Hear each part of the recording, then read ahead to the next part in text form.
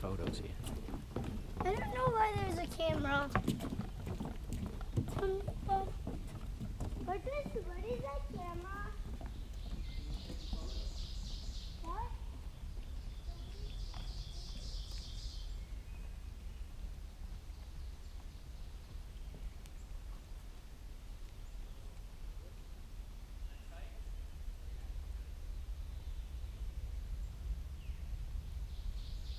All right, let's get it.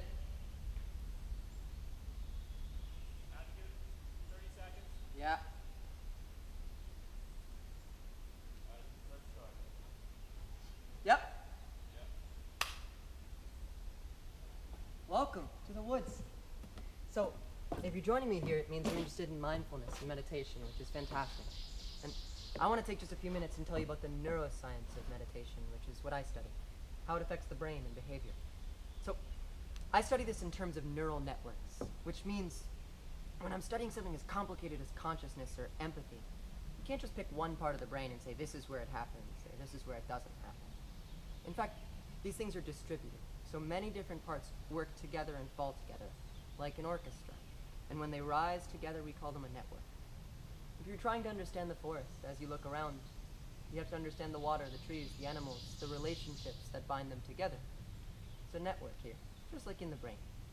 So, personally, I study two networks, the default mode network and executive mode network. This default mode network is where you default to. It's your ego. It's thinking about your past and your future. It's comparing yourself to the person to your left and to your right. It's worrying about how you look in this new pair of pants, how these socks or shoes fit you. A lot of it is tied to negative emotions. A lot of it is tied to depression. This executive mode network is paying attention. It's on task. It's external, not internal. Usually, these networks are opposites. When we're paying attention, we're not mind-wandering and focusing on ourselves. What's interesting is that when we practice mindfulness meditation, these two networks start to work together. It's a new effect that we've never seen before. So when these two networks start to work together, it means you actually can pay attention to where your mind wanders. And you can guide that ego in a new direction to a more positive place. Or you can actually take it out of your present moment experience. What that means is a more pure present moment. Not always comparing yourself to others, not always comparing yourself to your past. More empathetic, more present, more conscious. So you get these benefits to depression and to anxiety. You get benefits to substance abuse and to eating disorders. And you start seeing network effects after just 4 days of training, 20 minutes a day. And when you really get good, when you become a practitioner, you see these effects even when you're not practicing, which means it changes your outlook on the world even when you're not meditating. You become a meditator as you walk through the world.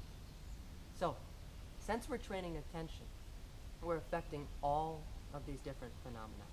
It's a really powerful intervention that we're getting started on. And the bottom line is, when we integrate these two networks, we get more control over where our mind wanders. We get more control over how we think about ourselves and our relationship to others. And we get to be more empathetic and more present and more positive. So welcome. Good luck on the beginning of a journey. And thanks for joining us. Does that seem fair?